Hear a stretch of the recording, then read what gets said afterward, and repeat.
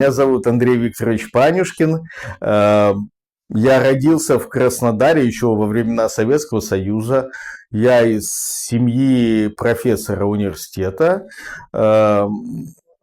Прожил большую часть своей жизни в Краснодаре.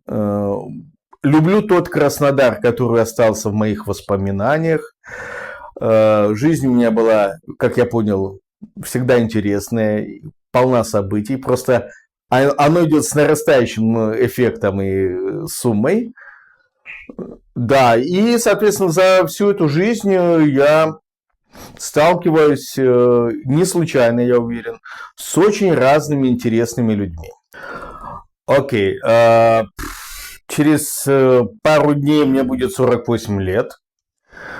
В прошлой жизни до, скажем так, 2017 года я был айтишником, закончил Кубанский госуниверситет, защитил диссертацию, стал кандидатом физмат-наук, преподавал в университете, потом ушел, работал в крупных IT-компаниях российских на разных должностях. Начинал с самого нуля, то есть с самого низа, обычным менеджером. Учился в это время, получил диплом параллельно, получил диплом юриста в области гражданских правоотношений. Учился на всякие различные IT-специальности, получил диплом инженера по слаботочным сетям, то есть могу кое-что ручками делать. Потом где-то с семейной жизнью, к сожалению, в первом браке детей не было, не совсем сложилось. Познакомился со второй супругой, появился ребенок. В самый лучший год в России мы его сделали в 2007, куда все хотят вернуться. Вот. И прям организм подсказал, что все, пора, надо это делать. Вот. Примерно в это же время я начал, поскольку доходы позволяли, я очень много работал, практически 7/24, я начал строить дом в горячем ключе. То есть купил землю, очень хотелось вырваться из краснодарского шума, пробок на природу, и горячий ключ относительно недалеко. Плюс там, конечно, замечательная природа. Выбрали участок земли поближе к лесу. Потихонечку начали строиться. В 2008 году кризис, и стройка, естественно, зависла. Собирались мыслями, что, куда, как дальше жить. Потом я вернулся в университет преподавать и заниматься научной работой. Было желание прогнозировать землетрясения. С этой темой я достаточно много выступал на различных совещаниях, писал монографии. Но, понятно, была идея в том, чтобы все это приурочить к Олимпиаде в Сочи, потому что Сочи – это сейсмически опасный регион. И вообще Краснодарский край как таковой периодически потряхивает в разных местах. Но, опять же, экономические вопросы, молодая семья, маленькая дочка. В общем, недолго меня хватило, плюс студенты поменялись, у них с мотивацией хуже стало. Хотя я преподавал очень такие передовые дисциплины, но, к сожалению, студенты, платя деньги за платное обучение, не очень хотели учиться. В общем, у меня как-то погас огонь в глазах, и я вернулся обратно в информационные технологии, в телекоммуникации. В 2013 году, видимо, я такой человек, которому надо менять роды деятельности периодически, я решил поучиться в Великобритании, в Англии конкретно. Для этого я подучил английский, подтянул до уровня B2, сдал сертификационный экзамен. И, соответственно, в 13 и 2014 годах учился на севере Англии, получил диплом специалиста в области проектного управления.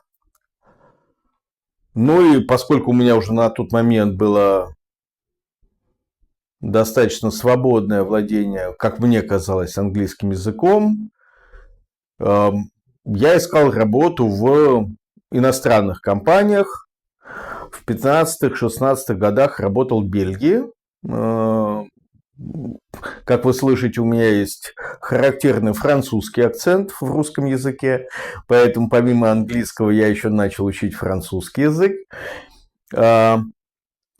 Заработал неплохо денег, вернулся в Горячий Ключ, достроил дом, достроил крышу, и мы с семьей начали там жить. Очень непростая эта жизнь в доме после квартиры, но я как-то справлялся. И, видимо, где-то вот на этом моменте впитанные в Англии и в Бельгии принципы самоуправления, отстаивания своих гражданских прав щелкнули у меня в голове, и я начал заниматься общественно-политической деятельностью. То есть до этого я был председателем ТОСа дважды, то есть организовывал людей на борьбу за собственные права в разных местах Краснодара. Ну, где-то примерно с 2008 года я уже объединял людей. То есть был председателем ТОСа в одном месте на Комсомольском Краснодаре, потом на фестивальном. Бились мы с управляющими компаниями, с администрацией, естественно, ну, как всегда. А в 2017 году я стал членом либертарианской партии в России. Вот. Поскольку мне внутренне очень близки их идеалы, помогал им заниматься переводом различной литературы с английского на русский язык. В 2018 году, можно сказать, вот в 2018 году заканчивается моя скучная жизнь айтишника. В Горячем Ключе я работал на удаленке на различные иностранные компании, так сказать, использовал свое знание английского языка.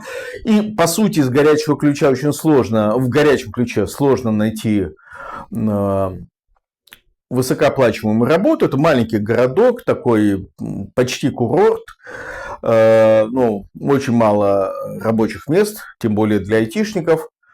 Поэтому я первое, что я сделал, помог себе сам. То есть добился через свои старые контакты в Ростелекоме того, чтобы на моей улице Ростелеком построил оптическую линию связи.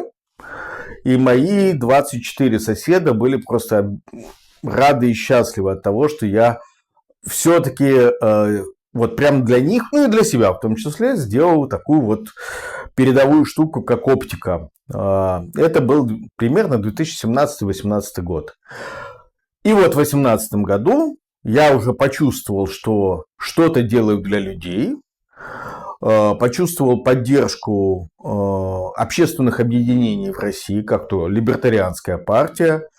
Через контакты в этой партии вышел на штаб Навального в Краснодаре.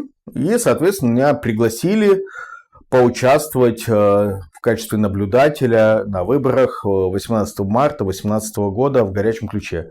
Не просто побыть наблюдателем, но и организовать наблюдение на нескольких участках.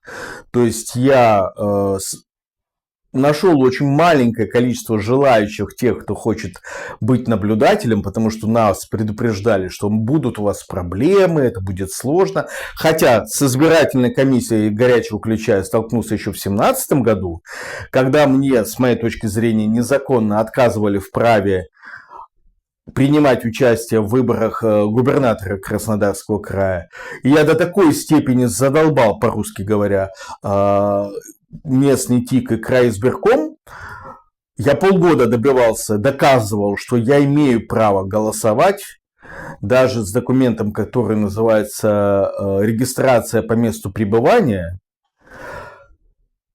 И добился того, что ко мне домой приехали руководители территориальной избирательной комиссии, умоляли прекратить на них жаловаться. Центр избирком прислал письмо, где расписал, что да, мы все понимаем, но сильно тебя уважаем, но перестань жаловаться.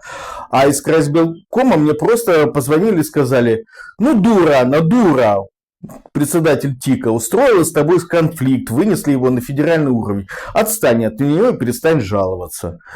Ну, Татьяна Ивановна Боровская, председатель ТИКа, в обычной жизни милая женщина, на самом деле, в приятное общение.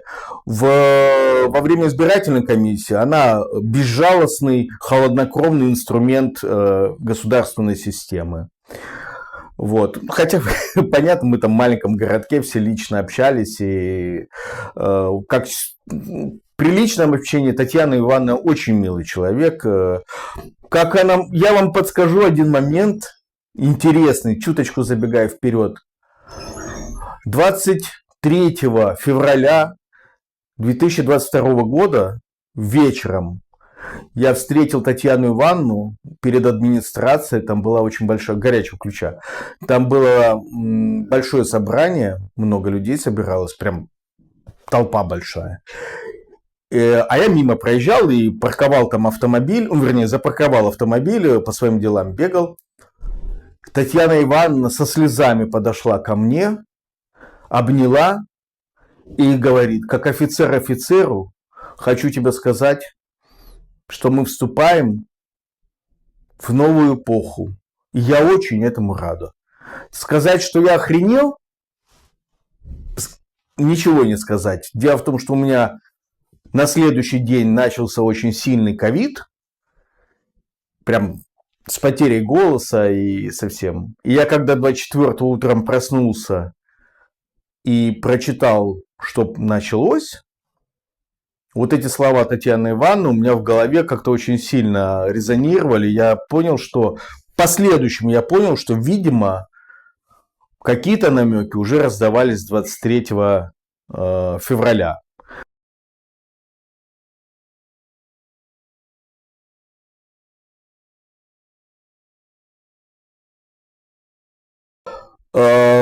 Действительно, я увидел, как в Великобритании, в Англии, как в Бельгии обычные люди отстаивают свои права. Со стороны был наблюдателем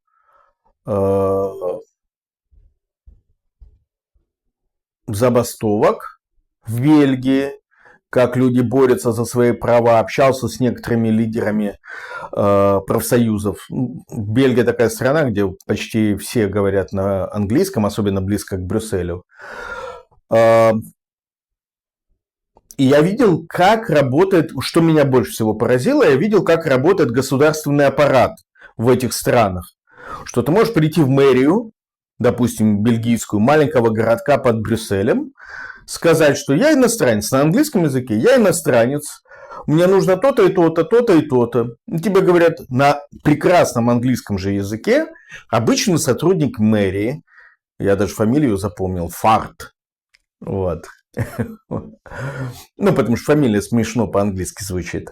Так вот, она мне буквально в порядке живой очереди помогла зарегистрироваться по месту жительства, получить медицинскую карточку в местную поликлинику, то есть и подсказала, как дальнейшие процедуры оформить. То есть я увидел эффективность работы государственного аппарата, увидел, как работает раздельный вывоз мусора, я увидел, как местные жители чуть не сбили меня за то, что я кинул банку не в тот контейнер, то есть банку из-под пива кинул в мешок для, допустим, стекла. И, естественно, когда я вернулся в Горячий Ключ, я захотел, чтобы было как-то вот похоже, чтобы жители влияли на то, как работает государственная машина, хотя бы на муниципальном уровне. И начал заниматься тем, что логично, то есть помогать себе и своим соседям. Сделал оптику, как я говорил, это прям был борьба, полгода я доказывал, ходил, собирал подписи, перезнакомился со всеми соседями на своей горе, в своем районе, ходил в Ростелеком, бился, я буквально бился, даже не полгода, год, По-моему, да, я начал это в 16 году или в начале 17-го, и год я преодолевал нежелание местных чиновников, мелких чиновников от Ростелекома делать эту оптику почему-то. И вот долбил, и собирали мы собрания и коллективные подписи, и я преодолел и добился. И почувствовал, так сказать, вот эйфорию от того, что я обычный человек, могу чего-то сделать такого, чего не было для себя и своих соседей. Ну, естественно, люди мне говорят: блин, классно, Андрюха, спасибо, что ты так сделал. Ну, дальше, соответственно, зазвездился, обурел, как считают некоторые жители Горячего Ключа, мои хейтеры. Привет, ребят. И начал потихонечку обращаться во все возможные инстанции. Тут помогло мое юридическое образование с просьбами, жалобами на все остальное. То есть до этого, еще до 2017 года, я написал с супругой серию жалоб по поводу отсутствия газификации на улице. И мы добились того, что построили газопровод новый. Там была комиссия из депутатов, из края, из муниципальных депутатов. То есть это даже оптика не первая, то, из чего я сделал для жителей. И для себя в том числе. Потом я добился того, что улицу осветили, то есть поставили столбы. Я повесили светильники. Вначале только 3 светильника, ровно до дома, где жалобщик живет, то есть я. Вот. Потом я научился взаимодействовать с депутатским корпусом, с депутатами Госдумы. Есть такой, был, вернее, депутат, или, может быть, есть депутат Синеговский, бывший мэр Новороссийска, вот, Владимир Ильич. И он прям конкурировал с муниципалитетом в доказательстве того, что это он выбил освещение моей улицы Ольховой. То есть я помню, приехала пресс-служба Горячего Ключа администрации, сняла со мной ролик, что я вот такой вот молодец, добился, и вот они осветили улицу. И потом через буквально пару часов приехал какой-то помощник Синеговского и говорит: нет, это все мы сделали, а ну быстро с нами запиши ролик. Даже сейчас где-то висит в интернете рассказ о том, что я, по-моему, в 18 или 19 году добился того, что улицу там отградировали, отсыпали. То есть я на самом деле научился взаимодействовать с российским государственным аппаратом, добивался положительных результатов для своих соседей в области ЖКХ. Это была не политическая деятельность, ну, кроме того, что я им говнял на выборах и мешал проводить вбросы и все остальное. И в 2018 году на участке, где я был наблюдателем, на тех участках, где я организовал наблюдения, были проведены самые честные выборы. То есть там было минимальное количество вбросов. Я прям не знал еще тогда, что с переносными урнами можно так лихо манипулировать. Но вот на участках я очень все проконтролировал. Меня полиция обещала в час ночи вынести оттуда вперед ногами, чтобы я им не мешал считать как надо. 25 часов не спал, но я им показал, у кого предметы постальнее, скажем так. Выборы провели в 2018 году с очень низкими результатами по явке и с очень низкими результатами за президента. Но это были результаты реальные. И действительно, если я не ошибаюсь, где-то порядка 42% от количества имеющих право голосовать отдали голос за Владимира Владимировича, что было примерно в половину меньше от того, что было по краю. Но это был честный результат. Плюс-минус, насколько это возможно. И в 2020 году, когда я активно добивался, вот основная тема, которой я занимался в своем Горячем Ключе до 2020 года, это была тема ЖКХ. Я добивался того, чтобы улицы вот этого ТОСа, то есть территориальной организации самоуправления нашей горы, были бы асфальтированы, имели бы ливневки. Это та проблема, с которой мы сталкивались. Когда я понял, что мне удалось наладить контакт с жителями этого района, они меня знали, Я решил самовыдвиженцем пойти на муниципальные выборы в 2020 году, собрал подписи, понял, что система избирательная у нас построена таким образом, что тебя могут отсеять на любом этапе и вот буквально там по любому поводу. То есть у меня были живые люди, которые на камеру говорили: я такой-то, такой-то, ставлю подпись для такого-то, такого-то. А в территориальной избирательной комиссии, зная, что я чувак очень въедливый, мне в лицо говорили: нет, это подпись мертвого человека. Ее мы не принимаем. Но, видимо, на тот момент муниципалитет еще не видел во мне такой угрозы. И они, забраковав часть подписей реальных людей, все-таки пропустили меня самовыдвиженцем, подумав, наверное, что за мной нет никакой политической партии, никакой такой серьезной поддержки, ничего у меня не получится. Я провел буквально, как мне казалось, очень активную, яркую кампанию, встречу с избирателями. Мне звонили другие кандидаты от «Единой России» с угрозами, потом с вопросами: а как это я могу снимать ролики, сам их монтировать и выкладывать, то есть они были поражены. И они намекали на то, что кто-то тебе, наверное, деньгами помогает. Я говорю: да нет, я сам все снял, с другом сходили, сняли, я все смонтировал, мне никто не помогает, я все это делаю сам. То есть они были поражены, как я на ровном месте смог развернуть такую рекламную кампанию, в стрим выходили, набрал наблюдателей, и все это за собственные очень маленькие деньги. И вот в 2020-м закончилось, совершенно, то есть в одном участке у нас было до 6 утра следующего дня, понедельника, буквально разборки с криками, что: Панюшкин, он тут нас всех достал, замордовал, запугал, исчадие ада. А мы всего лишь доказали, буквально на видео сняли, что все сейф-пакеты не были закрыты, вот буквально встряхивая пакет, оттуда все вывалится. На что им сказали: не смогла я его заклеить нормально. Подали жалобу в крайизбирком, до 4 утра я звонил юристам крайизбиркома, пытался что-то доказывать. Они говорят: жалуйтесь. Говорю: так вы должны сейчас жалобу рассмотреть по процессуальным нормам. Не, пожалуйтесь. Короче, со всех жалобах отказали. Кстати говоря, вот на участке во второй школе в Горячем Ключе было допущено прямо серьезное нарушение законодательства. Помимо вот этих сейф-пакетов, они, видимо, настолько задолбались от моей активности, что в какой-то момент, в последний день голосования, в воскресенье, они разрешили мне, что прямо противоречит законодательству, пойти вместе с выездной комиссией как наблюдатель. То есть я как кандидат не имел права с ними ходить. Они мне разрешили: только уйди с участка, не доставай нас.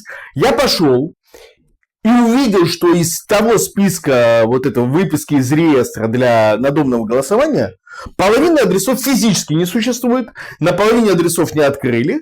И одна бабушка, куда мы зашли, проголосовала по принципу: я эту фамилию знаю, эту я фамилию знаю, остальных не знаю, ЛДПР, и за них. Причем члены комиссии вот этой выездной, то есть 2 девушки, они настаивали, чтобы бабушка за 3 проголосовала. То есть она могла за одного проголосовать, но нет, ты должна всех 3 отметить. И она отмечала 3 по принципу: этого фамилию знаю, этого знаю, и вот еще ЛДПР.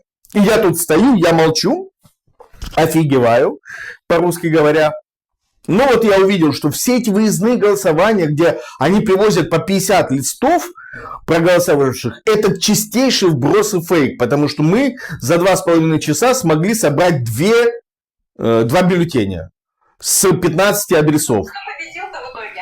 Победил представители «Единой России», естественно. Но особенностью этого голосования явилось то, что на 2 участках я набрал одинаковое количество голосов, что, естественно, не может быть с точки зрения теории вероятности. Но не мог я набрать вот прямо с точкой в точку. Вероятность этого события очень маленькая.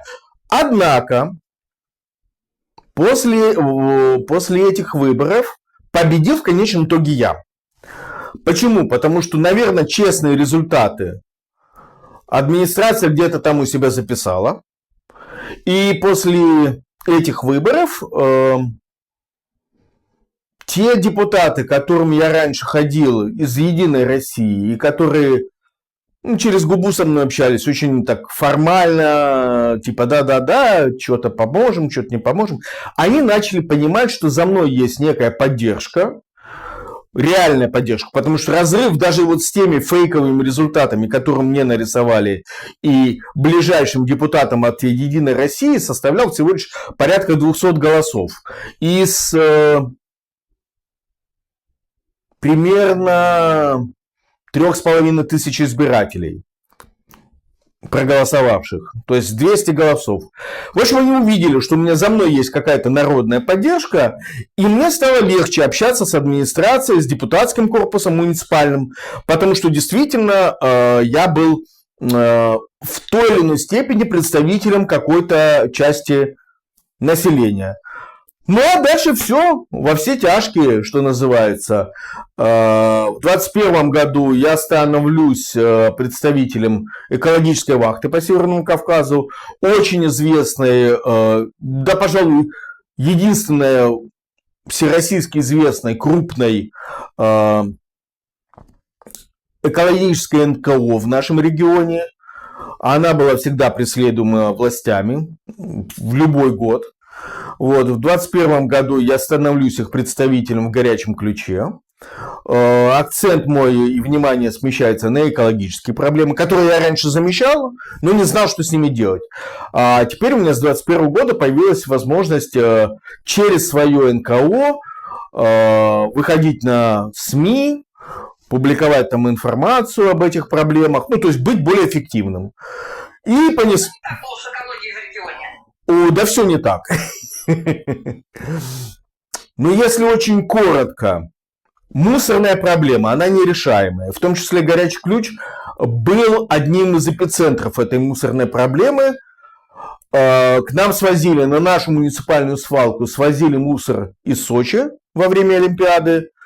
Полностью исчерпали ресурс этой муниципальной свалки. Ее закрыли. Не рекультивировали, она горела, она постоянно горела, то ли ее поджигали, то ли она от органики, что скорее всего самовозгоралась. Естественно, тушить эти пожары глубинные, которые там очень тяжелые, их водой не зальешь, их надо, доступ воздуха прекращать. Естественно, администрация, которая владела этой свалкой через свои подконтрольные МУПы, не занималась. Но это большие деньги, много времени. Постоянно город окутывал смог с этой вот свалки, которая по прямой в 2 километрах от города была. Мусорная проблема. Потом у нас есть в пригороде горячего ключа предприятие, по слухам, связанное с Ростехом, которое занимается утилизацией медицинских отходов. Мы были там с группой активистов, смотрели, что там происходит. Это вот буквально ужас и ад. То есть все вокруг. Вначале они выбрасывали смог в воздух, и это было очень легко видно из двух ближайших поселков, из Суздальской и Бакинской. Им надоело, и они применили какие-то водные фильтры, чтобы смог эта сажа, по моему мнению, сажа это нарушение технологии сжигания, она стала в воду переходить, и вокруг этого предприятия просто все залито черной жижей. Ну и я, как человек открытый, написал в своих соцсетях, что это ковидные печи 21 века. Настолько это возмутило руководство, моя публикация в моем маленьком инстаграме очень сильно возмутила. Мне начали поступать угрозы: мы тебя засудим, ты будешь нам должен, как земля колхозу. И у меня даже была осада дома. Это тоже, по-моему, 21 год. Сидели сотрудники этой организации в машине. Видимо, хотели по понятиям мне объяснить, что лучше с ним не связываться. Сотрудники администрации, которые связаны с экологией, мне рассказывали, что это предприятие связано с силовиками. И это одна из проблем мусорных. Вторая большущая проблема была, у нас пытались построить якобы мусоросжигательный завод в Горячеключском районе, опять же для сочинского мусора, и разгрузить Белореческую свалку. И это было около 1,5 лет борьбы жителей Горячего Ключа за то, чтобы этого не строили. Экологическая вахта вместе с администрацией Горячего Ключа выезжали, смотрели на место, где предполагается это строительство. Жители отбивались всячески от того, чтобы это было сделано в курортном Горячем Ключе в нашем районе. Ну, по определенным причинам, то место, которое предлагалось для этого, оно в конечном итоге не было выбрано. И мусорная проблема – это ключевая проблема для Краснодарского края. Как я потом выяснил, вторая, наверное, самая массовая проблема экологическая – это повсеместный слив фекальных вод в водные объекты. Это было многие годы в Горячем Ключе, я уверен, сейчас продолжается. Это делает именно администрация. Это делали жители, которым жалко вызывать ассенизаторы, и они спускают свои фекальные воды в ливневки, которые потом попадают в Псикупс.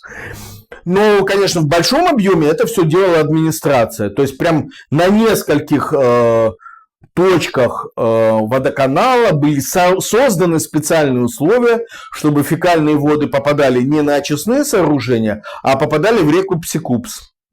Об этом знали депутаты муниципальные, об этом знали, естественно, все мэры, все руководители водоканала, но экономически было выгодно, чтобы фекальные воды стекали в Псикупс, а не попадали на очистные. Экономия электричества, менее мощные насосы для перекачки, потому что во многих местах фекальная канализация в Горячем Ключе напорная, меньшие диаметры труб для канализации. Вообще проблема канализации Горячего Ключа, она очень, очень серьезная, потому что сети там водопроводные, канализационные в ужасном бардаке. И та же самая проблема существует во всех муниципальных образованиях. В Горячем Ключе, в Краснодаре постоянные публикации, что фекалии сливаются через ливневки в реку Кубань.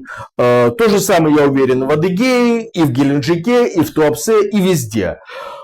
Потому что инфраструктура изношена, по сути эксплуатируется Советского Союза еще инфраструктура. Водоканалы, как правило, либо муниципальные, либо, если они даже концессионные, все равно вопрос извлечения прибыли принципиально более важный, чем сохранение экологии. И третья основная проблема, чтобы не вдаваться во все остальные, это, конечно, незаконная рубка леса. То есть я участвовал в продавленной экологической вахтой инициативе по созданию межведомственной комиссии по контролю за черными лесорубами. Туда входил и ныне запрещенный в России Greenpeace, и ныне запрещенный в России Фонд дикой природы. Я входил как представитель эковахты по Горячему Ключу. Естественно, лесничество, муниципальное образование участвовало, ФСБ, полиция. Но понятно, что при таком наборе сотрудников от правоохранителей и администрации, ну, может быть, одного из 5 черных лесорубов мы могли поймать, но, естественно, не всех. Лес рубят везде и всюду, особенности в горной части, это Горячий Ключ, ужасная ситуация в Апшеронске, ужасная ситуация в Туапсинском районе, в Сочи чуть поменьше, ну, потому что он в большем фокусе внимания со всех служб. Ну, это 3 основных проблемы Краснодарского края. Можно называть еще загрязнение воздуха, типа вот как Перетто это дело, вот это предприятие по сжиганию медицинских отходов. Ну, и новая проблема, которая еще не существует, но будет существовать, это проблема, связанная с перегрузкой аммиака в районе Тамани, поселок Волна. И, соответственно, у них уже есть там проблема, связанная с угольной пылью. Также есть проблема с угольной пылью в Туапсинском порту. Есть проблема с загрязнением пылью от удобрений Еврахима в Туапсе.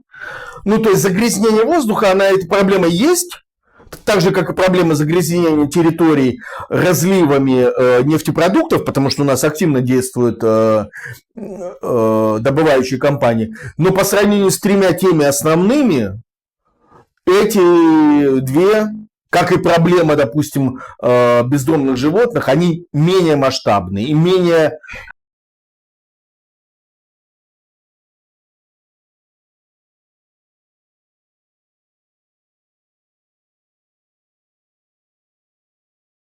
Первая реакция: ты нас задолбал, прекрати, у тебя ничего не получится, мы тебе как бы ответим по всей строгости закона.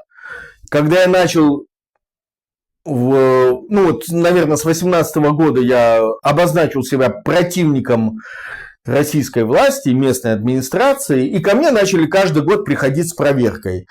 А не передвинул ли я свой дом куда-то там не туда, а не больше ли у меня или не меньше мой участок, чем нужно. То есть каждый год ко мне ходили различные проверяющие, проверяли, все ли у меня в порядке. Тонко намекая на то, что мы же можем и нарушения найти, не все ж так просто. Это с 2018 года, с этих выборов, где мне, конечно, сказали: все, ты должен подписаться, что ты экстремист, что тебя предупредили. То есть я только пришел на участок записаться наблюдателем, и через 5 минут мне звонит участковый и ласково говорит: а подъедь, пожалуйста, мы тебя предупредим, что не занимайся экстремистской деятельностью. Наблюдатель на выборах, вот такое отношение. Администрация, конечно, реагировала на меня как на сильно вредный, раздражающий фактор. Когда я стал представителем эковахты, им стало сложнее бороться с коллективным органом. И я считаю, что я достиг... Вот конкретно в горячем ключе, во-первых, эти проблемы жителей беспокоят. Я участвовал в общественном движении. Был там не один, кто об этом говорил. Жители выходили в пикеты. У нас это прям было такое всенародное явление. Я освещал эти пикеты как блогер, журналист потом.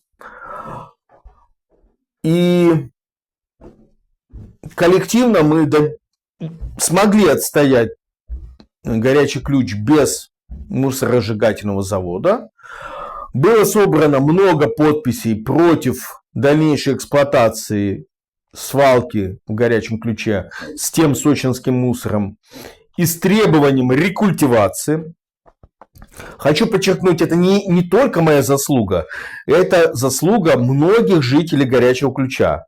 Как минимум 1/3, потому что подписей было собрано много.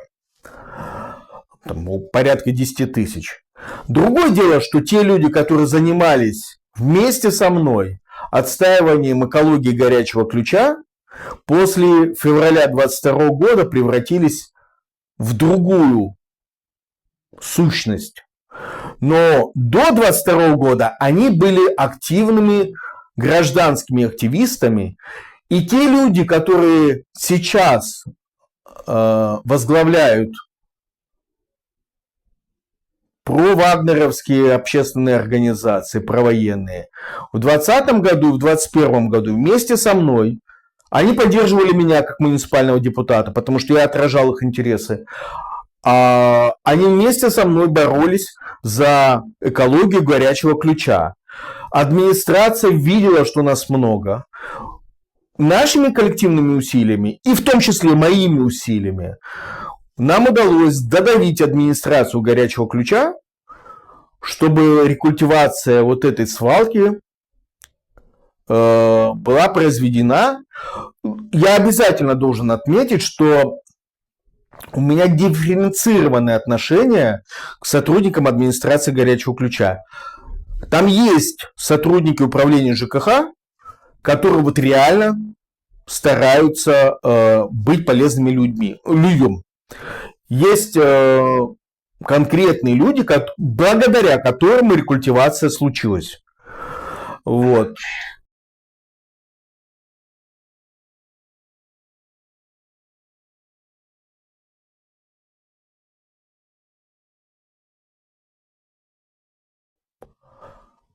Ну, изменения начались с ним несколько раньше, то есть в январе 22 года я выяснил массовый характер слива фекалий в реку Псикупс, о чем я, соответственно, уведомил администрацию и запустил серию публикаций в региональных СМИ. На тот момент я уже был журналистом Туапсе-Инфо и руководил локальным корпунктом. И мы уже писали о проблемах горячего ключа.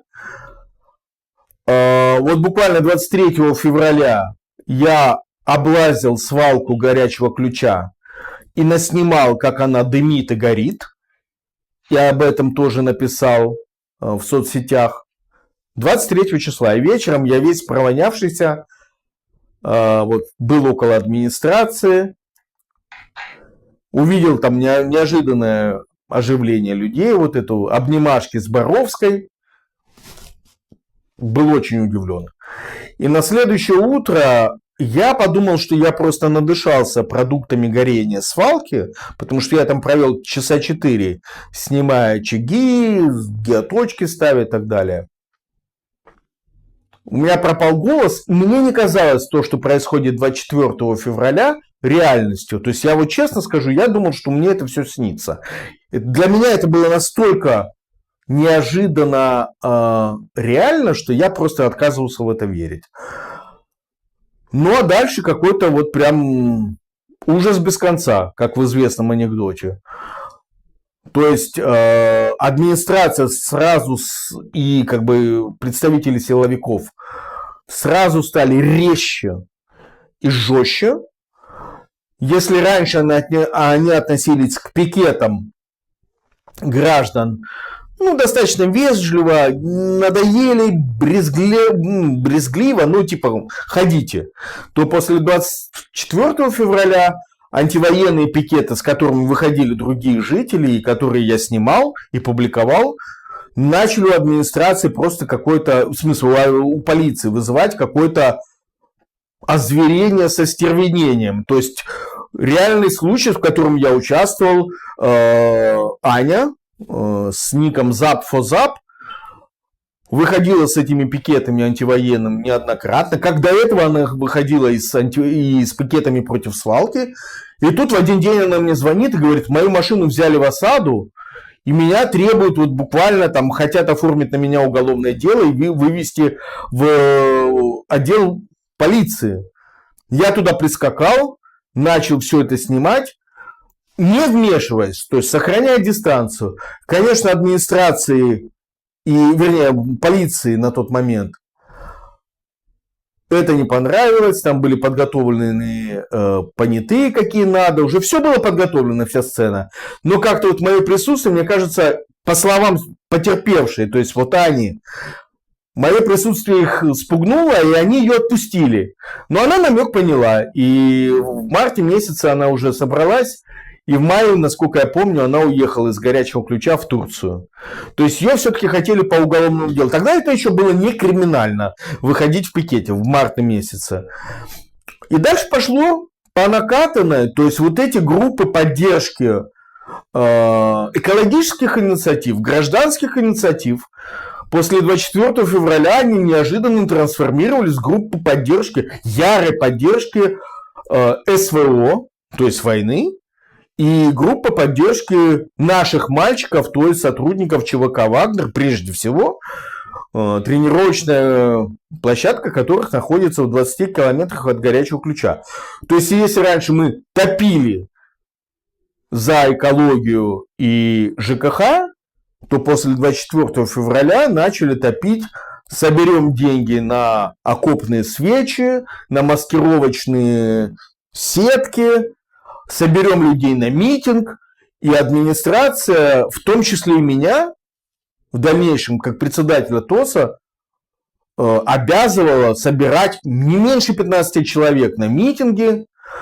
Руководители вот этих общественных объединений, которые тогда не были никак зарегистрированы, в юридическом порядке, как благотворительный фонд, на тот момент, начали буквально свою вот пропаганду войны, поддержки СВО и сбора денег забрасывать во все группы, телеграм-каналы, WhatsApp-чаты. И для меня чуть ли не обязательством стало собирать деньги на СВО, что, конечно, против всех моих...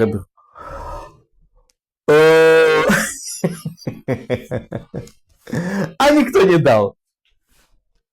И на митинг никто не пошел. Чего я, вот, Лариса, чего я только не наслушался. Я ходил с тетрадочкой по своей горе. У меня там порядка 330 домов. То есть в районе 1500 жителей. Ну, там 1200, может быть. Я ходил с тетрадочкой. Мне действительно сказали, как администрация, а ну-ка собери 15 человек на провластный митинг. Это было начало сентября. Еще не было объявления независимости ДНР и ЛНР. И мне было как любопытно, а сколько же человек реально согласятся поехать в Краснодар на митинг? Ну, такой своего рода социальный эксперимент, социологический. Я прошелся по дворам наиболее активных, как мы их сейчас называем, турбопатриотов. Ну, тогда они просто были патриоты. И вот мне, допустим, один Александр рассказывает, что я готов с СВД прям туда на передовую мочить всех и вся, но на митинг не пойду. Но ты видишь, флаг у меня висит, я за Владимира Владимировича. Другой мне рассказывал о том, что вот ядерная бомбардировка Харькова, это то, что нам поможет. Но на митинг не пойду. Нет, я создал один из самых важных конфликтов в 22 году как раз за счет того, что запрещал как администратор на тот момент чат-групп нашего ТОСа, ТОС-26, размещать агитацию, в том числе по поводу сбора денег, в чат-группе ТОСа и предлагал тем, кто хочет собирать деньги, делать это вне сообщества жителей, соседей. Хотите, создавайте свою группу, телефоны известны, и распространяйте там рекламу. Это был один из основных конфликтов. И одна из основных проблем, которую я сам себе создал. Отказался собирать деньги на войну. И запретил их это делать в тех социальных инструментах, которые я создал. Из админов меня потом выкинули. Ну и, насколько я слышу от соседей, там сейчас активно собирают деньги на войну.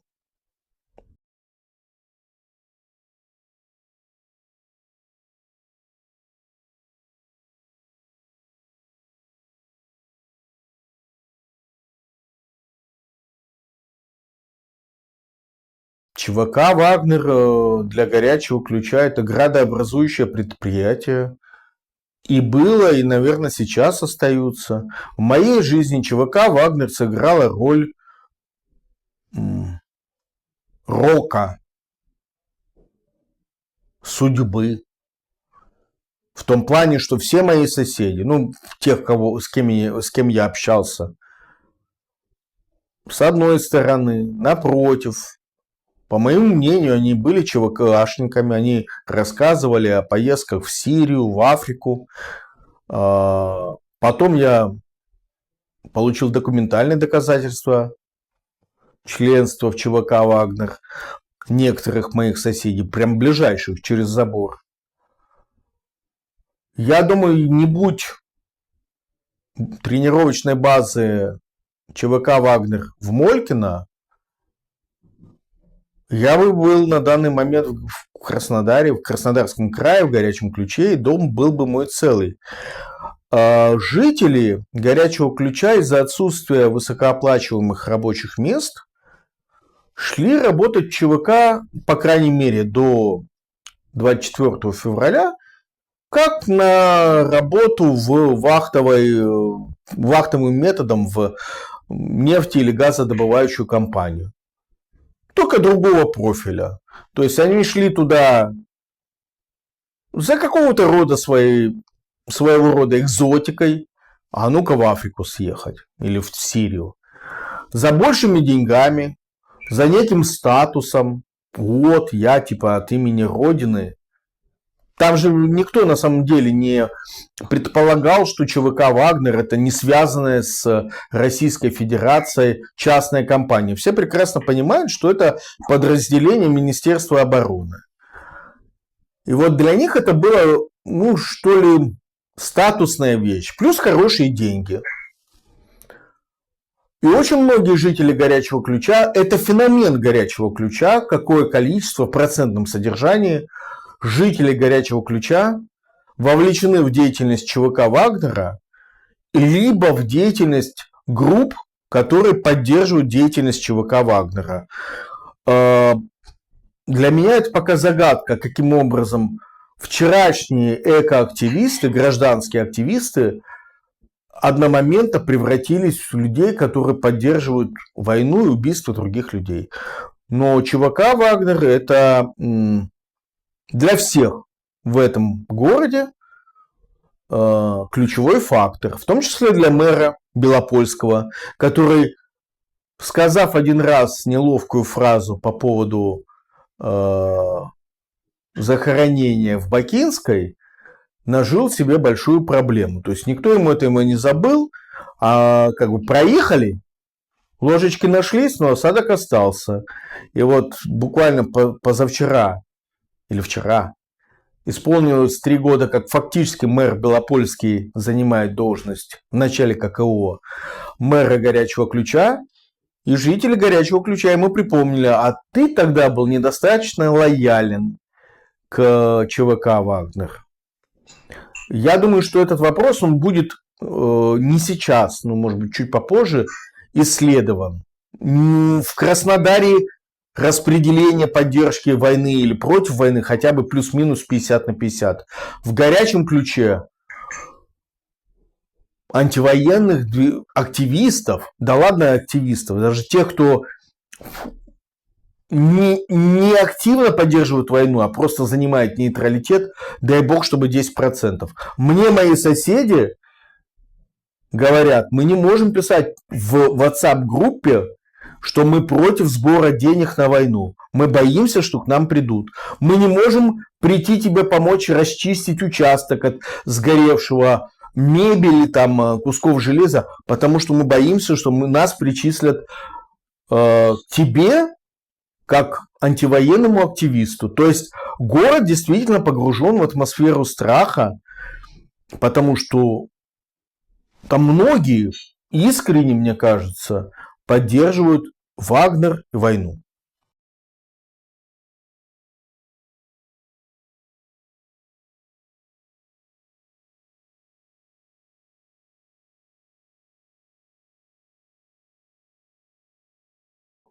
Конечно, они огорчены. Ну, то есть для них, когда это все началось, мне показалось, я могу судить только, естественно, о том, что я читал в социальных сетях и из некоторых разговоров с соседями. Город был одухотворен и воодушевлен тем, что наконец-таки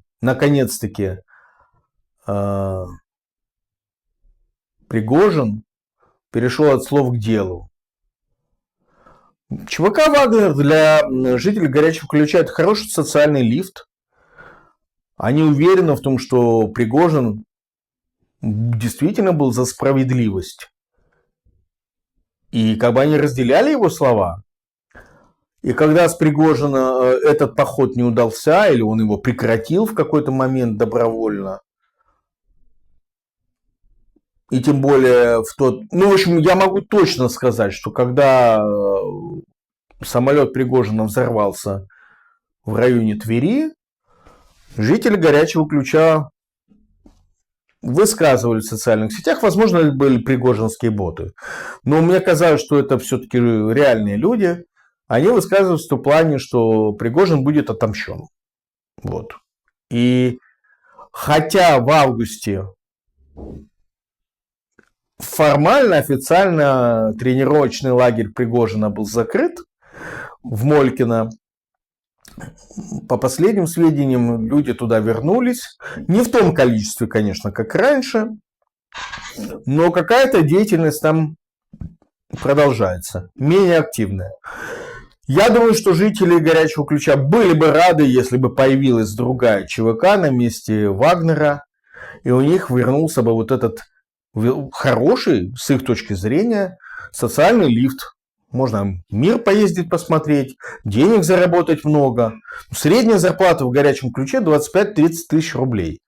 Насколько я понимаю, в ЧВК платили 240, обещали там солдатам, а младшему командному составу еще больше. Ну и, соответственно, разница в 10 раз. Душой и телом они хотели бы, чтобы Евгений Викторович возродился, вернулся бы, по слухам, с Кубы или из Венесуэлы. И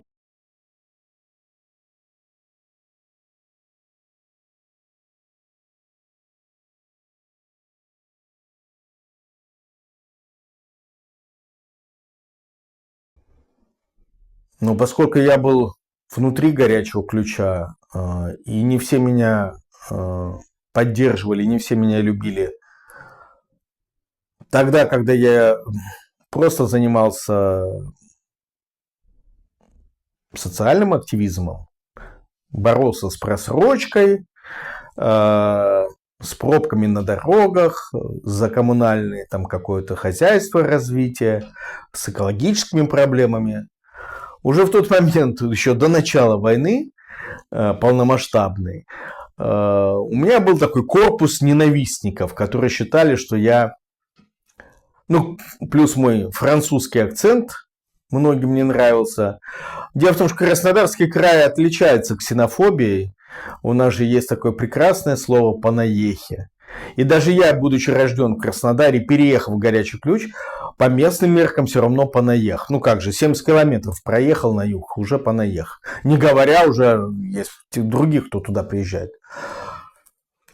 Когда я стал журналистом Туапсе-Инфо, я попытался занять равноудаленную, такую независимую, ну, как сказать, не вовлеченную позицию, то есть освещать именно ситуацию с разных сторон. Это касалось генерального плана, изменения в генеральный план, экологических проблем каких-то. Когда началось полномасштабное вторжение, я освещал пикеты и старался в меру своих сил вот этой своей профессиональной деятельностью защищать активистов, которых пыталась полиция притянуть уже к уголовным статьям.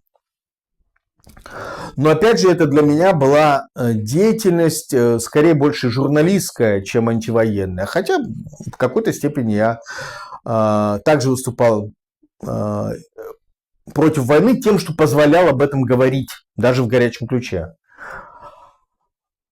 Я понимал, что Горячий Ключ – это уникальное место, где многие поддерживают ЧВК Вагнера весной и летом 22 года. И поскольку у меня там семья, у меня там дом, ну, я, как обычное животное, я старался меньше публично высказываться против войны, потому что понимал, что у этого будут последствия, в том числе уголовные.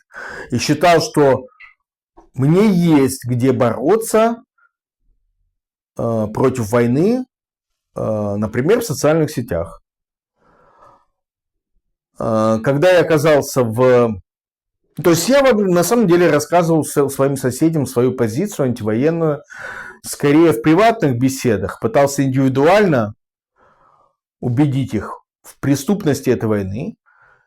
И моя антивоенная позиция в это время заключалась в том, что я своего рода итальянскую забастовку устраивал. То есть я не помогал вагнеровским группам, не собирал деньги, не собирал митинги. Ну, они и сами не собирались, но я не проявлял активности.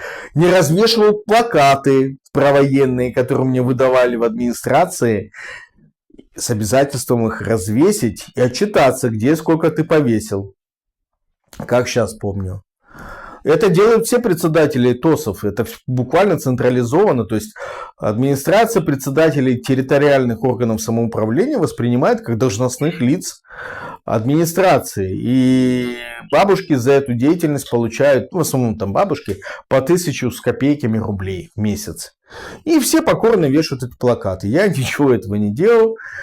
И боролся с тем, чтобы провоенная реклама не появлялась в социальных группах, в социальных сетях, к которым я имею отношение. Но я понимал, что если я буду более активен, то, скорее всего, по совокупности моих заслуг перед администрацией меня закроют, найдут возможности и привлекут к уголовной ответственности, заткнут мне рот. Ну, а когда я оказался в отпуске во Франции, я сорвался с цепи, увидев, пообщавшись лично с беженцами с Украины, буквально там несколько раз по много часов я в супермаркете случайно сталкивался с женщинами и детьми, бежавшими из Харькова, из Винницы. И они вначале меня хотели на части разорвать, потому что я говорю по-русски, а потом плакали и в картинках рассказывали, что с ними произошло. И вот эту вот картину закончившейся жизни, разрушенных домов, я пытался донести до своих соседей, опять же в приватных разговорах. Потому что у меня же в России семья, и я не хотел их подставлять. Но 8 октября 2022 года мою приватную точку зрения, она была открытой, в смысле, я прямо высказывался и называл тех, кто поддерживает войну, преступниками, и что они будут привлечены к трибуналу. Меня Короче, это стало достоянием общественности, такая позиция, вопреки моей воле. Человек, с которым я долгие годы общался и считал его другом, Андрей Крижевских, он оказался супругом жуткой ватницы в современной терминологии, сторонницей и активной участницей одной из провагнеровских, провоенных групп, и он расшарил, выложил мои высказывания, голосовые, текстовые, во всех городских пабликах. И мне стало безумно страшно за свою семью. Потому что я понимал, что в один момент вот этой потери анонимности моей точки зрения я подставил их под удар. Не могу это никак вернуть обратно. У меня тряслись руки, мне было страшно. Я здесь во Франции, а не там в России. Я ничего не могу сделать. Слово «не воробей» вылетело. Ну и за этим понеслось. То есть меня лишили прав администратора в любых социальных сетях, которые объединяли соседей, выкинули из этих групп. Обвинили, прямо назвали меня предателем, врагом народа, иностранным агентом.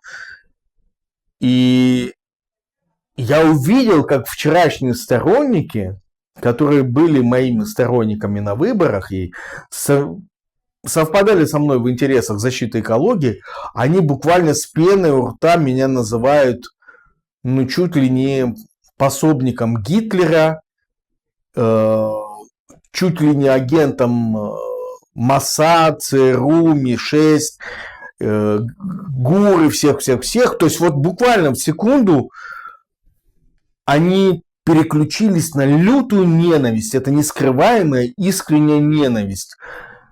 И они вот в один голос: мы хотим, чтобы тебе было плохо, мы хотим, чтобы у тебя, у твоей семьи было плохо. Вот я не знаю, как это у людей, которые вчера писали «поддержите Андрея» и ходили там, помогали мне избираться в муниципальные депутаты, каким образом я со своей пацифистской антивоенной позицией и позицией, что преступники будут отвечать по суду, то есть обычная человеческая позиция, преступники будут отвечать по суду. Я не... Вот с этой точки зрения высказывался. С точки зрения, не знаю, Корана, Библии, буддистской философии, что живые существа имеют право на жизнь, и не нам их убивать, и не нам их судить, и нету никаких таких идеологий или слов, за которые мы имеем право взять автомат и пойти убивать соседей, братский народ, как говорит президент Российской Федерации в кавычках. Вот за это они меня начали резко ненавидеть. Так получилось. Я опасался эту позицию рассказывать. Я считал, что важнее, чтобы я нейтрально доносил слова, которые мне рассказывали беженцы из Украины. То есть мне казалось оставаться нейтральным, приемлемым для них источником информации, журналистом важнее, чем стать для них еще одним пацифистом. Но меня деанонимизировали против моей воли, и я перестал быть для них источником информации, а стал врагом.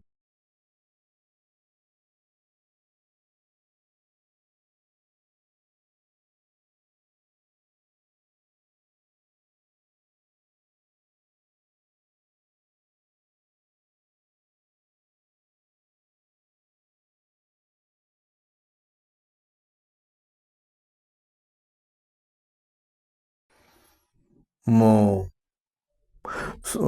я по своим 3 дипломам. Я физик, айтишник, юрист, не социолог, не политолог, не психиатр. Мне очень сложно давать квалифицированную оценку. Тем более Россия это разные регионы, разные люди. И Краснодарский край не похож на Чечню, Питер не похож на Москву, и Владивосток не похож вообще ни на кого. Очень сложно говорить о в целом всей России. Я думаю, что, во-первых, созданная за 25 лет система пропаганды является самой эффективной в истории человечества. Геббельс просто отдыхает по сравнению с российской пропагандистской машиной. И я надеюсь, что большинство людей просто инфантильны. Возможно, это последствия еще вот предыдущего советского периода, когда воспитывали неучастие в государственной политике, то есть мы за тебя, государство, все порешаем, мы тебе, государство, все предоставим, квартиру, отпуск на море, бесплатное образование, только ты не вмешивайся, что мы, государство, делаем. Возможно, это унаследованный вот этот инфантилизм, неучастие в государственных делах. Это то, против чего я боролся в горячем ключе с 2017 года, когда я приходил к соседям и говорил, что ты, когда сливаешь фекалии в ливневку, ты буквально льешь говно на голову своих соседей ниже. Ты когда со своего дворового участка выходишь, это вокруг тоже твоя родина, твоя земля, и ты должен нести ответственность из-за этого вокруг. А вся советская система, насколько я понимаю, как раз говорила о том, что даже квартира, в которой ты живешь, ты ответственный квартиросъемщик, но квартира не твоя, она государственная. Возможно, когда российская пропаганда 25 лет тебе рассказывает, закладывает твой не самостоятельный, не окрепший мозг какие-то мысли, ты начинаешь болеть. Ну, по-русски говоря, они просто с промытыми мозгами, они зомби. Я надеюсь, что это так, потому что это можно вылечить. Мне хотелось бы верить, что вот эту промытость мозгов можно вылечить, что это просто больные люди. Но под этим есть определенные, мне кажется, базовые причины, как то низкий уровень образования. Как бы там ни говорили, что у нас все высшим образованием, но я сам был участником российской образовательной системы, и я видел, как преподают в Великобритании. То есть у меня есть возможность сравнить. Говорить о качественном образовании, по крайней мере, вне Москвы и Петербурга, ну и там нескольких наукоградов типа Новосибирска, Томска, Омска, Казани, То есть, давайте я как самокритически скажу, уровень образования в Кубанском госуниверситете не равно тому, чему учат на тех же специальностях в крупных наукоградах, тем более там в Москве или в Питере. То есть низкое образование, низкая воспитанная вовлеченность в дела государства, огромная атомизация. То есть я сам по себе, вот этот вот моя квартира, мой участок, это мое. Я вышел на улицу, все, вокруг тундра. Я могу выпустить сюда собаку на самовыгул, я могу сюда выпустить фекальные воды соседу на голову, я могу что-то где-то украсть, я не буду заниматься благоустройством улицы, принимать участие в делах муниципалитета, местного самоуправления. Это все не мое. То есть, естественно, с соседями я не буду, я буду контактировать по минимуму. Ну, потому что этот понаехал, он приехал. Ну, я прям реально слышу, как Александр Чапля, мой сосед, на улицу ниже меня жил, он у меня там подрабатывал, делал ремонт, и он мне, как человек, любящий употреблять алкоголь, а значит говорить правду после этого, он мне прямо в лицо говорил, что Андрюха, ты жидовская морда, и ты понаех, и когда что-то начнется, какая-то вот такая вот перипетия и заваруха, мы, коренные жители Горячего Ключа, придем и будем сжигать дома. Вот здесь вы тут понастроились на улице, а у нас тут раньше грибочки росли, спортивная площадка была, мы тут в футбол играли с детьми, и мы придем и будем сжигать дома ваши, потому что вы слишком жирно живете. И вот эта атомизация в Горячем Ключе, когда внутри людей есть вот эта ненависть к понаехам.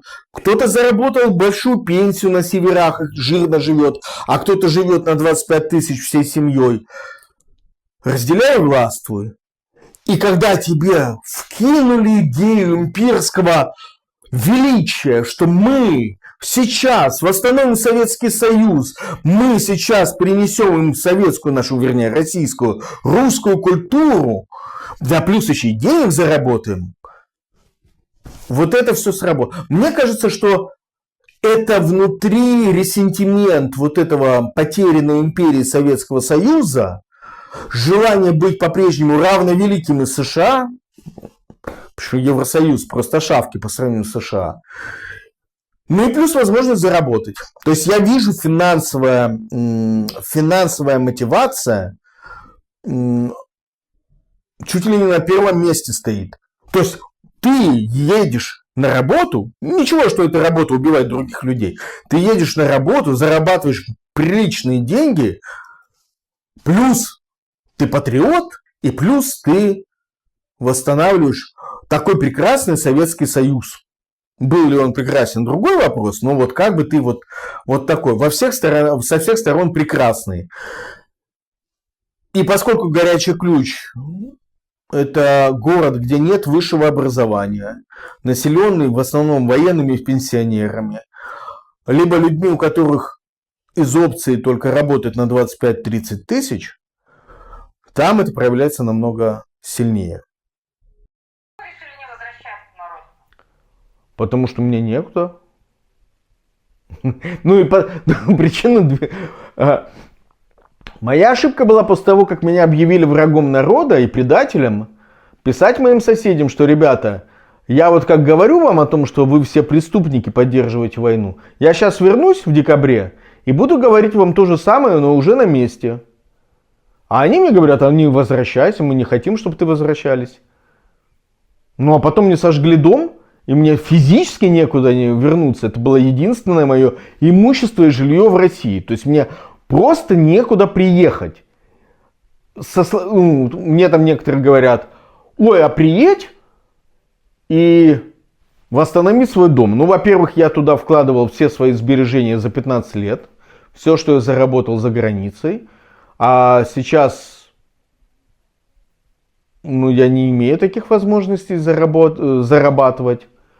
Ну, а вторая причина понятная, что по совокупности того, что я сказал по поводу этой войны, я думаю, с десяток уголовных статей я получу прямо на пограничном контроле. Сразу. Ну, то есть, у меня, я даже не доеду, блин, из Сочи я даже не доеду до ЖД-станции, чтобы поехать в Горячий Ключ. То есть, меня прямо там на пограничном контроле оденут наручники, и дальше привет, бутылка. Ну, это вторая причина, почему я не возвращаюсь. То есть, я уже не могу остановиться, в том плане, что я не могу загнать вовнутрь себя тем, кем я стал, и начать опять бояться так, как я боялся в 22 году. То есть я физически боялся того, что если я помимо своей журналистской деятельности, освещения чужих антивоенных действий начну сам высказываться, то придут за мной. И за мной начали приходить, то есть там была попытка подкинуть мне наркотики, ну, по совокупности моих заслуг перед администрацией, в кавычках, да, то есть я реки говна открыл, плюс вот тут, как мне мэр говорил неоднократно, перестань писать в соцсетях. Вот лучше со мной поговори, вот позвони мне и со мной поговори, но не пиши в соцсетях, что ты там пишешь, все порешаем, только никуда не пиши. Вот это их... И до сих пор моих соседей, я же продолжаю с ними общаться каждый день в телеграм-каналах Горячего Ключа, и они мне пишут: да что ты к нам ходишь? 2 дня назад в одном из городских пабликов устроили публичное голосование, забанить меня или не забанить. Вот буквально это самое. Выносим на общее обсуждение там, нашего партсобрания профсоюзного, банить его или не банить. Вот. Но что-то у них не срослось, все-таки я чуточку победил, и меня не забанили. Но говном меня поливают каждый день просто за то, что я им пишу то, что думаю. Мне некуда вернуться, и возвращаться в тюрьму я не хочу. Достроить, вернее, перестроить, считайте, построить заново дом я не смогу. Ни денег, да, честно говоря, и душа уже не лежит. Ну, я же не Сизиф. Я построю еще раз там дом, его опять сожгут или отнимут, или ну что угодно. Я вообще считаю, что после 24 февраля корпоративным лозунгом России нужно назвать «Россия – страна беззакония». То есть любые законы перестали действовать. Пескову можно называть войну войной. Всем остальным за то, что ты сказал слово «война», турма и большой срок. Надеяться на то, что меня будут привлекать в соответствии с буквой закона, после того, как мы увидели, как пытали преступников, да, преступников, но их пытали на камеру, это все везде расшарили. Извините, электроды к яйцам, кусок уха в рот, выкололи или выбили, или случайно вылетел глаз. Но после этого надеяться, что я приеду, мне предоставят адвоката, и он будет меня защищать, и меня будут судить хотя бы по действующим статьям УПК и УК РФ, но я же не совсем идиот.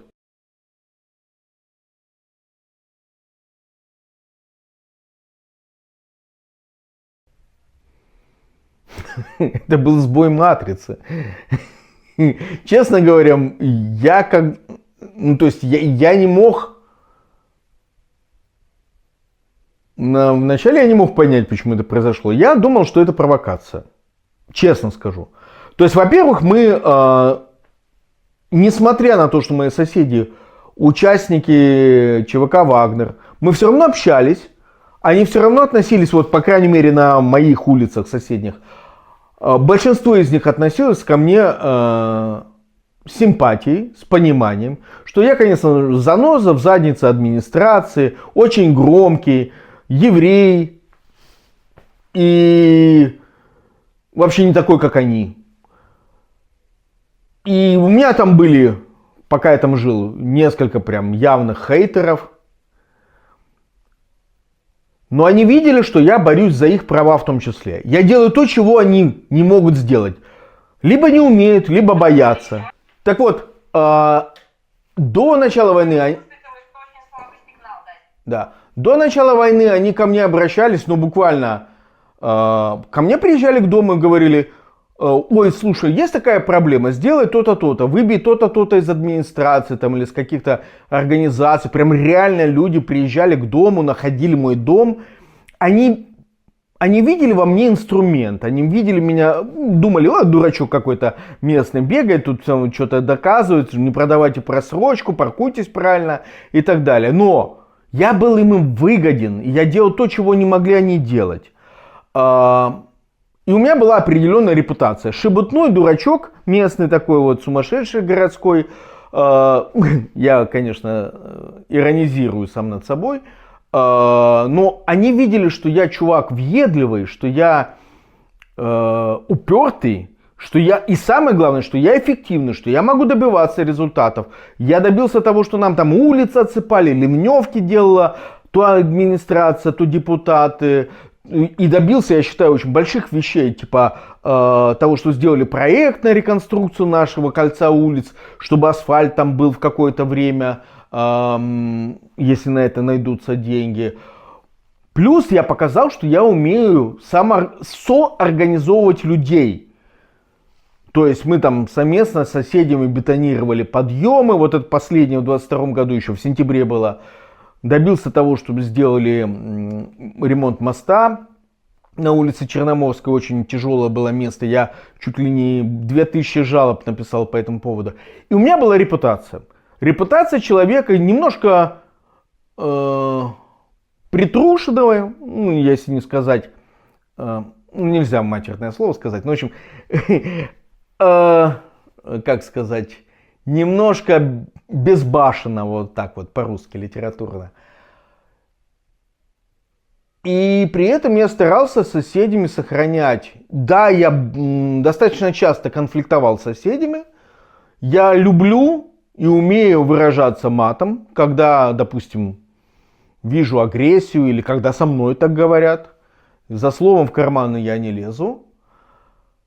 И летом 23 года соседи ко мне обратились со словами: «Никто нам не поможет, кроме тебя». То есть все отказались нам помогать. Мы бьемся уже почти год. Мы стучимся во все двери. При том, что это люди, которые, с их слов, имеют контакты в силовых структурах, сами сотрудники силовых структур.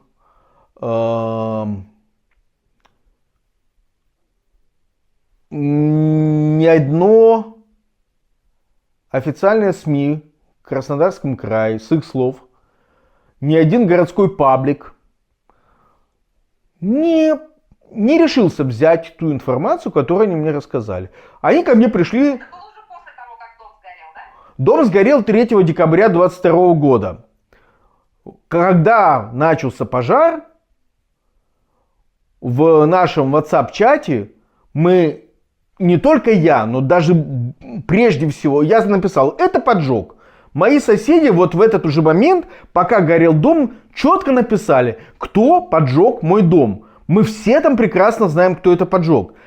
И когда мы все-таки после 6 месяцев или 5 месяцев попытки восстановить видео все-таки с одной из камер, с которой сгорела, полностью расплавилась, восстановили видео, мы смогли увидеть, что да, конкретные люди, конкретные соседи. 1 сентября у них была неудачная попытка поджога, декабря.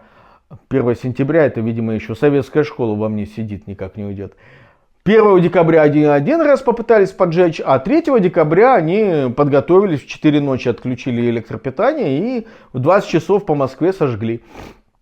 То есть соседи все равно имели определенную, степень доверия и понимали, что я скорее, да, я враг, да, я иностранный агент и предатель, но я честный чувак, вот в их понимании, по-пацански. Я честный чувак, да, я их враг, но я честный враг. Я человек, который говорит то, что думает, и добивается тех целей, которые ставит. И поэтому через полгода те же самые люди, которые называли меня врагом, предателем, они пришли и буквально говорят: ну вот, деваться некуда, давай мы тебе расскажем, как наши мужья, наши сыновья погибли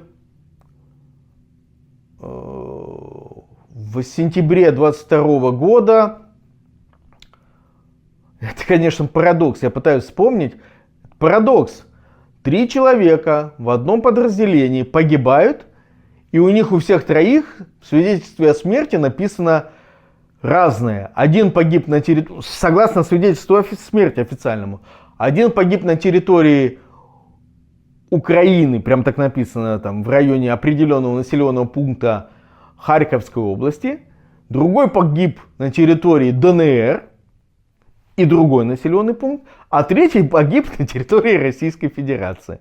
Хотя эти люди погибли в одно и то же время, согласно показаниям их очевидцев этих событий, сослуживцев. И вот так, с середины лета 23 года у меня был, так сказать, большой журналистский интерес и большой такой вот интерес. Я до последнего момента думал, может быть, это развод.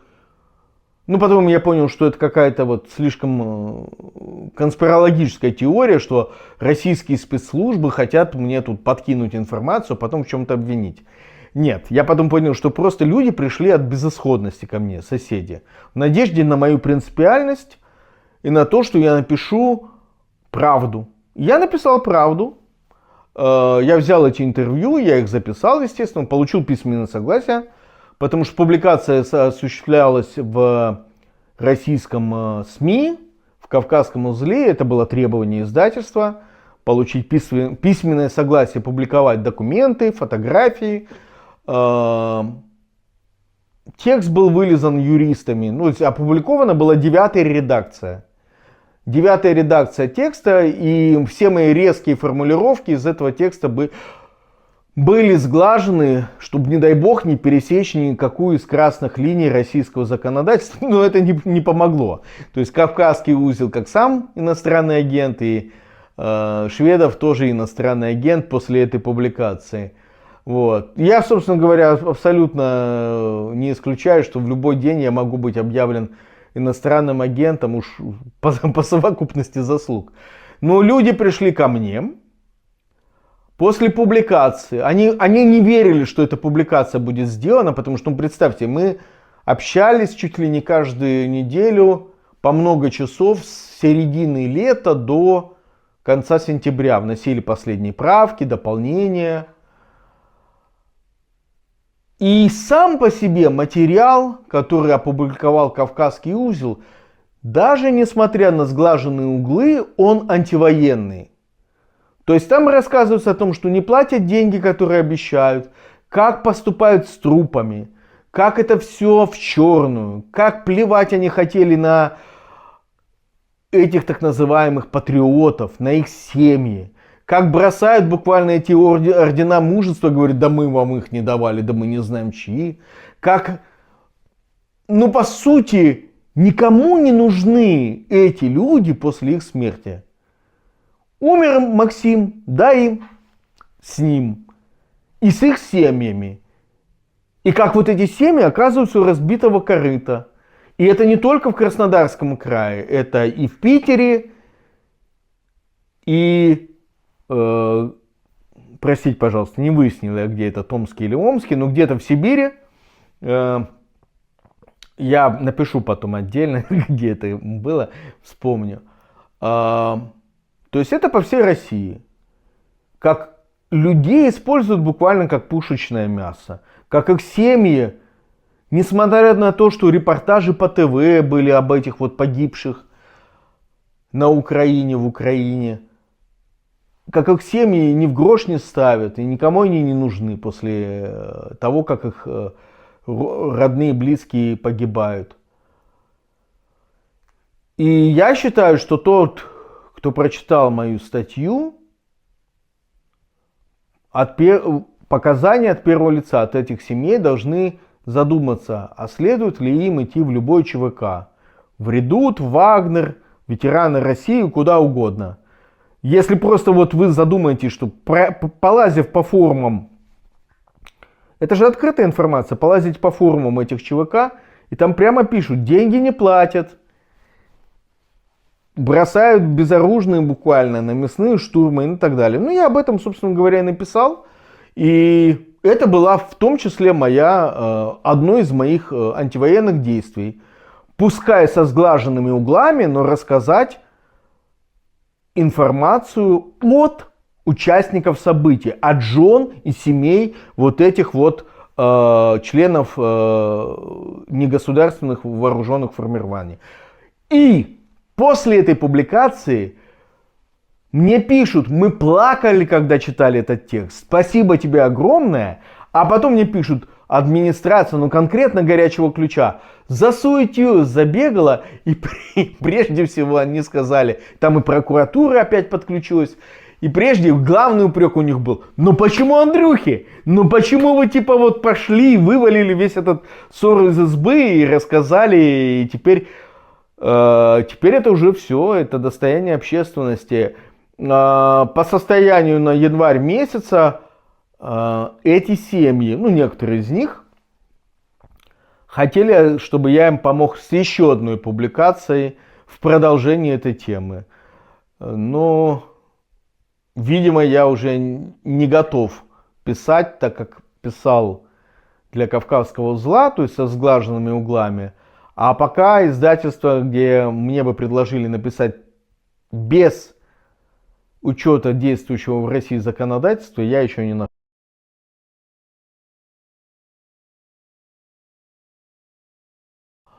За семью боюсь, очень боюсь. По ряду причин они не могут сейчас... Ну, у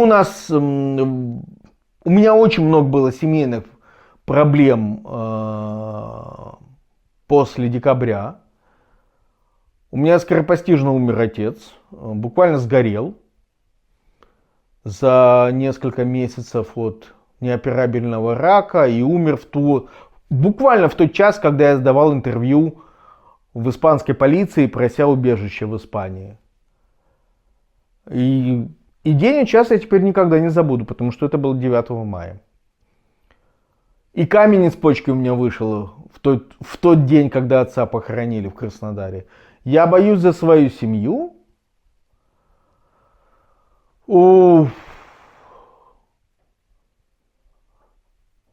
Я боюсь, что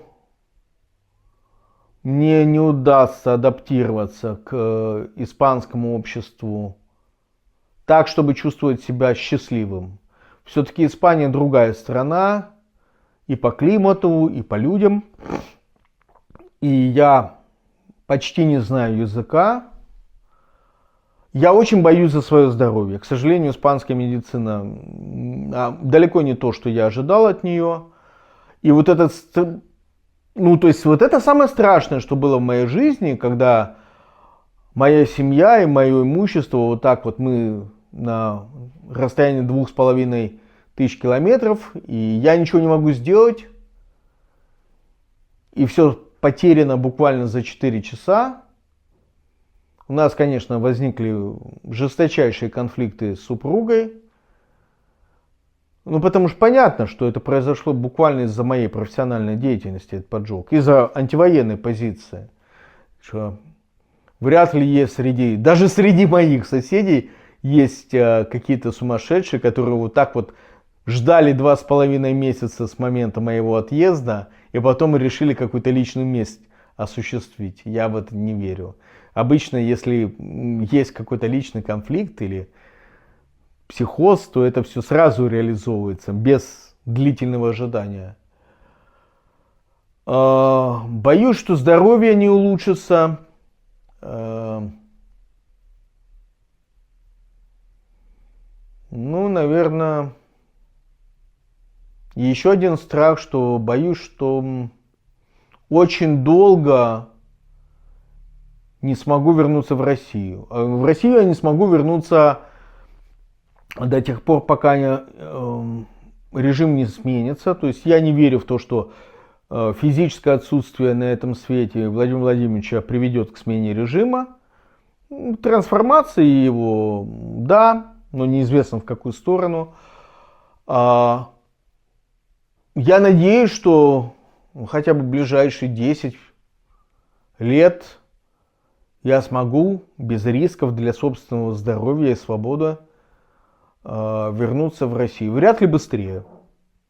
Но через 10 лет мне будет... Я еще буду трудоспособного возраста, и мне кажется, что мой такой многосторонний опыт, принципиальная позиция, доказанная эффективность в защите гражданских прав будет на пользу новой России.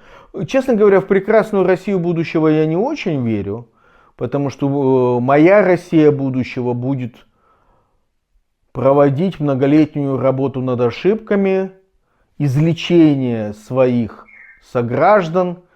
Моя Россия будущего будет долго излечиваться от того, что происходит сейчас.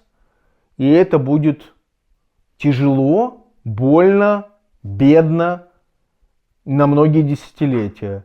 Но поскольку я борец, я упертый, глупый идеалист, возможно. Но я готов бороться. Все равно я не стану никогда испанцем. Я могу привыкнуть к Испании. Но я не стану никогда испанцем. Я очень сильно им завидую. Они вот с этим своим словом маньяна просто меня радуют. Они просто все проблемы откладывают на завтра. И живут счастливой жизнью в основном. Да, я хотел бы вернуться и бороться за излечение своей страны. Пускай мне будет там 58, 60 лет. Даже несмотря на рак, который у моего отца случился, он дожил до 84 лет. Ну, то есть у меня будет в запасе как минимум 30 лет на то, чтобы сделать мою страну лучше. Излечить ее от того, чем она сейчас больна. Это моя надежда. А страх того, что того, что я не смогу, у меня не будет шанса.